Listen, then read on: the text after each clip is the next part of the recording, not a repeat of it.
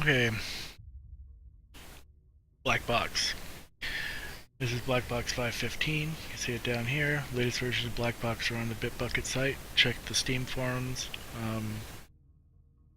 There's a post sticky at the top of the forums that'll explain where to get it, what it does, in more detail. There's just a whole lot of options that have been added to the game. BlackBox is basically a code mod to the game. We've decompiled, turned the game into a C-sharp project, and have been modifying and adding to it, and directly modifying the code of the game. It's a whole lot of crash fixing, performance increases, pause removal, just lots and lots and lots of stuff. Our option screen has a few more options on it now. Some of these things are not functional right now, because BlackBox is still in a current development state. At least Radical Elements is. The Radical Elements version of the game is.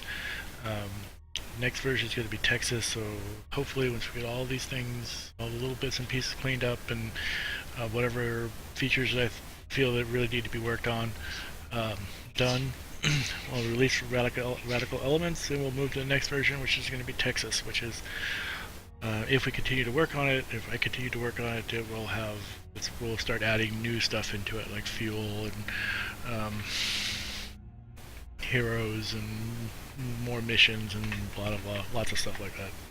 At least that's the idea anyway. First, want to get the basic game as functional as possible. We are so close to making that a possibility. There's just a lot of cleanup stuff to do, but otherwise it's perfectly playable as it is. We did a lot of work to keep the game from crashing by running out of RAM, which was a big issue before. So the EXE is large access aware, which gives it a little more breathing room. On a normal map, on a normal difficulty level, you should not hit out of memory issues. If you play in a very large map with the maximum number of systems and the maximum number of extra planets added on a brutal, you very might run out of RAM towards the end of the game. I haven't seen it yet. I've had games run like that to year 3000 with the AI just running, but with the player interaction in there as well, things might be different. But let's see. I've had the game running with 6,000 ships in it, which is about 6 times the number of ships that it would be able to get to in vanilla. So we have larger map sizes, up to the Epic, which is 6 times the size of a normal Epic map. But there's some movement issues that occur there, so most of them I've been able to fix, but as far as I can tell, it's simply the numbers get too large for the some of the calculations that are taking place, the angles and such, and my math is not good enough to fix some of those things right now. So until that point, there's going to be some clunkiness in the way that ships orbit and some of the things like that, but otherwise it's for me it's functional. Most of the things that I could fix in the movement I fixed, so hopefully it'll work well for other people.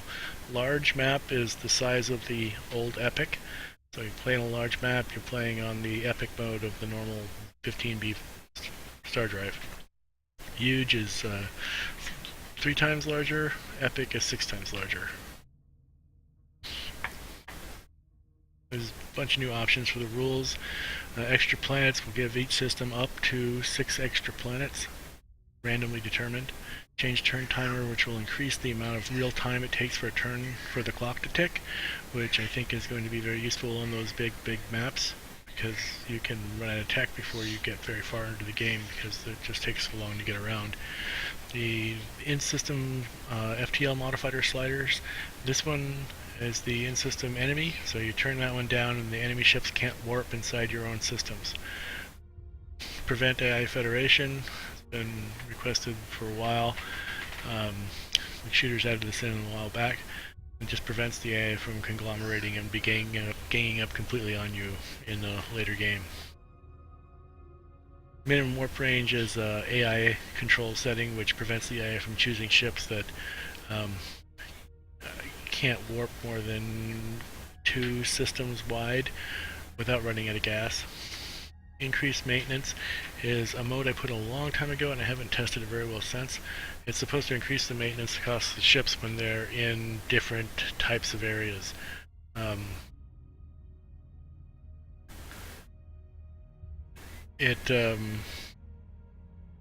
You can increase the cost of the, but as soon as you switch it up to 2, when you get it to this point, it'll also make it so that it should anyway, make it so that when ships are in hostile space, they cost more. When they're in neutral space, they cost a normal amount. When they're in friendly space, they cost less. Um, and when ships are damaged, they cost more and such like that.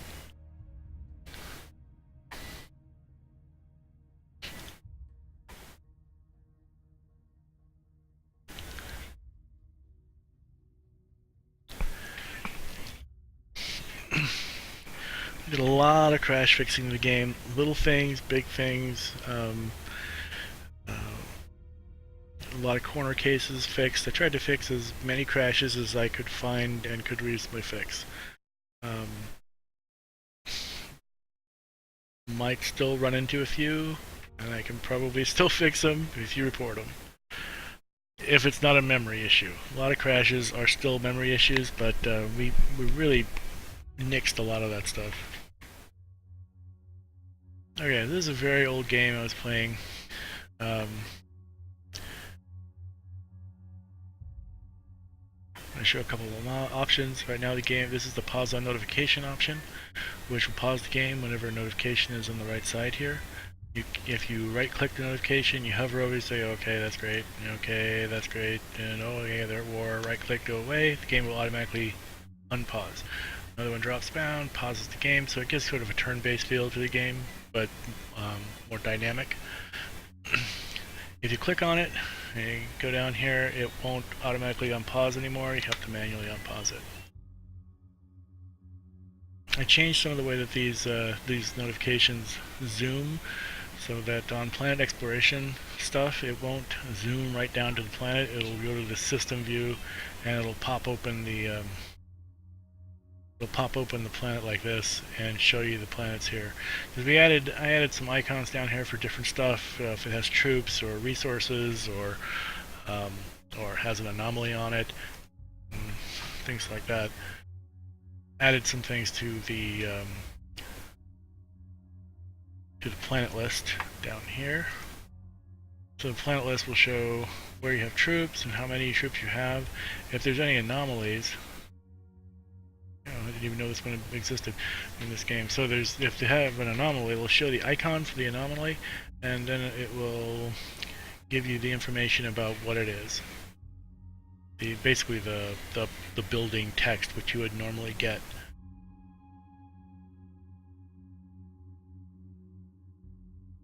And also added these buttons over here so you can see how many troops are incoming to this place, and you can add troops, idle troops to it. Interesting. Didn't know quite it would do that. So I think the colonize button, which will allow you to colonize those planets. And this is a late game, so most of the stuff is gone. You can't see real much of much of what's going on here. But this will also show the resources on our planet and how many. So it'll have an icon for each of the thought crystals and that sort of thing. So you can look through this list and get a little better idea of what's on these actual planets, which makes them, those thought crystals and things were kind of a pain in the butt before because you had to look at the planet ground in order to be able to see them, which is a drag.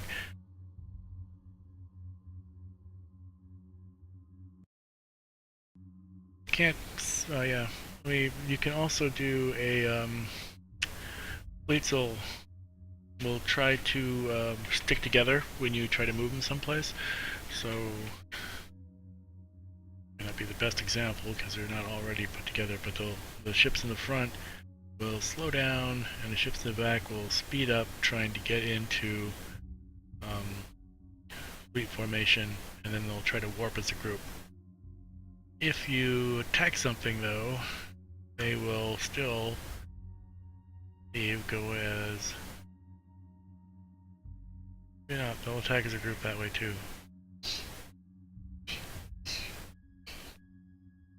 They have some logic on how they do this. So if there's too much of the hang on, Ember, I'm doing something. The if there's too many ships that are really far away, it won't try to wait for them to group up. That makes a difference when you're building ships on various planets that are going to go into this fleet, and your fleet's trying to move someplace. In vanilla, if you do that, they will start to stop and seem like they're frozen because the planets, the ships that are trying to warp to them are stuck in a gravity well, which will affect the entire fleet.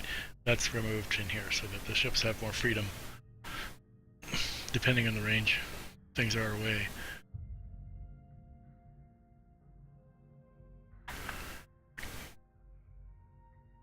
So right now this is running with the forceful sim off. And you can see that it's running pretty smoothly like this. And you can still see most of the weapon fire, but there are some of the weapon fire is not being seen here. And this allows the game to run a lot smoother. So this will run still fairly reasonably at 4x mode. But if you go in here and you turn on forceful sim,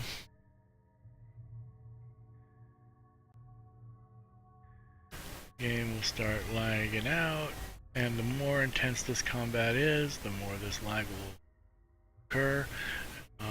It really depends on how many ships are being fired at and that sort of thing. So try to put this up to 4x now, and you can see that the game is very playable, and it can get a lot worse than this too. But going in here and turning off forceful sim will get the game to be functional again. And running it back down to 1x mode here, this is very smooth. And the lower this is, the less effect that the invisible firing happens. So what happens is when you click when you turn off forceful sim, the ships will start using the invisible fire code. The invisible fire code is not desirable for the most part. So for the most part, you're going to want to have forceful sim on, unless the game just is not running well anymore. But it does make it really smooth, and that's nice. So if that's important to you, then definitely consider turning off forceful sim, but you shouldn't need it for the most part. The way that the economy changes have worked in the game, that should the game should run a lot smoother for a lot longer. They've changed a lot of the way the governors work, because it's really important to the AI's ability to do stuff that the governors are going to function correctly. Added a new governor in here, which is the trade hub governor, which will control the slider bars and such, and the import-export, but it won't build any buildings. It does utilize the scrap code though, and I think I need to change that so it doesn't. For instance, if you try to trade hub and unpause the game, it's going to get rid of a bunch of planets that it doesn't think it needs anymore, or a bunch of buildings it doesn't think it needs anymore. So it tries to be pretty intelligent about that. Like in this case, it thinks it has plenty of food, so it's getting rid of extra food buildings that doesn't think it really needs. It's gonna take off some excess buildings and such that it doesn't think it needs based on the economy of the game. You can see here on my my income for this game is crashed economy, basically. So this is important for the AI, though, in order for the AI to get its act together and be able to function properly. And it'll help out the player too. It's a matter of trying to get all of these things to work well. And if you see some things that you don't like the way that this works, please make an issue for it on the Bitbucket site, and we'll see about trying to get that fixed. I surely can't see everything that goes on. Try to make these things as smart as I can, but that is hard. So the different governors will want different buildings now. And you can see that it's got these space marines building in here. If you make any of your planets a military planet, it will enable the global defense AI for the player's troop management. So it'll auto-build troops, it'll look at the planets and try to figure out which ones need the best troops. I don't think it will auto-launch troops, so you have to do that manually. But you get a planet filled with troops, you launch all those troops out, and not this one, a different one.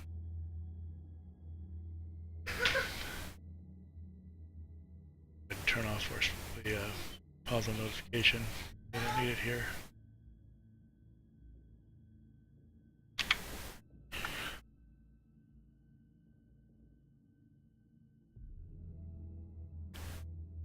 So launch the troops, and the AI will pick them up and try to move them out to planets that don't have enough troops yet.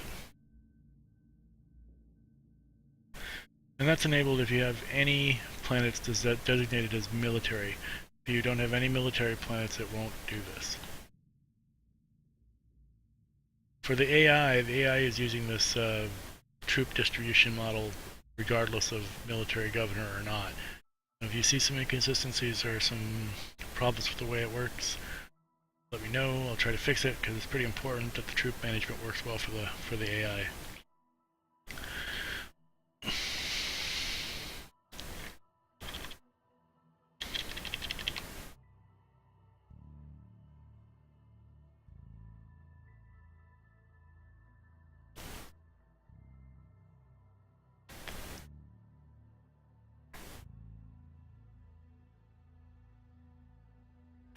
So let's go into debug mode here.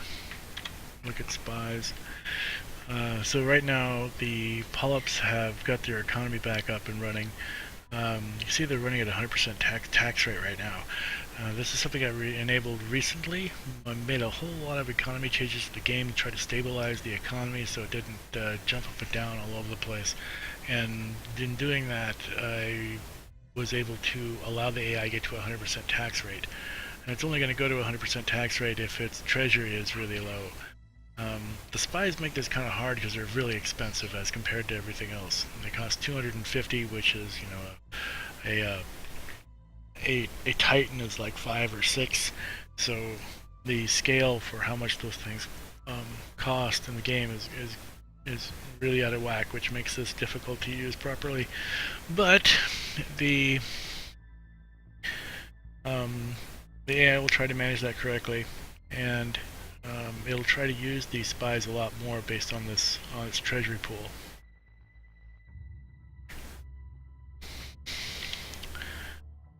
Some of the things the AI will try to do as well now is build defensive platforms and star bases.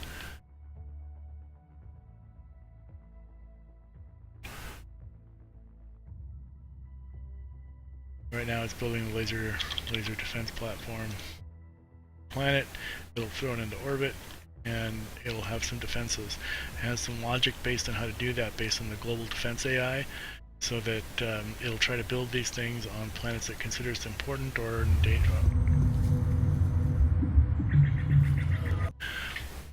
are in dangerous space. It can build star bases and such. Really depends on where they are. Still haven't fixed that volume for this warp stuff.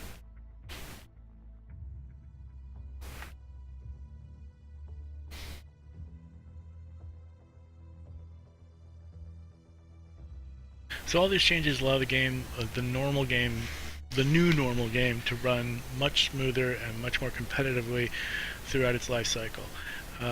If you play the game on, if you played the game on brutal in 15B and have that pretty much down, it will be different in BlackBox 15B or BlackBox brutal.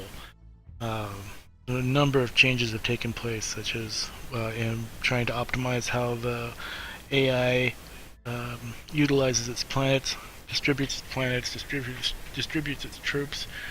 A whole lot of work is done on how the AI picks text, so it should be very much more intelligent about how it picks text. It doesn't run with a hard script anymore. It's for text. It's looking at what its library of ships, and it is looking at the best ship that it currently can get next, and it's trying to pick all the text to get it to that point, so it will focus on a line of ships much better. It also uses a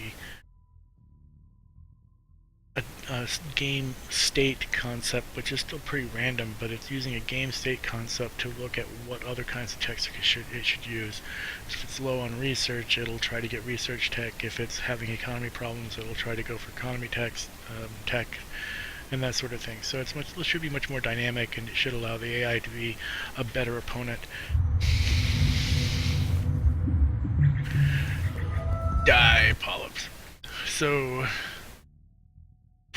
there's a lot of other bugs and weird stuff that I need to take a look at trying to fix, but we're really, really close to making this the released version of BlackBox, of Radical Elements. And it is RC candidate, or release candidate now. There's just a few things to clean up, and there's a lot of little bits of AI that needs to be fixed and working right too for me to be happy with it.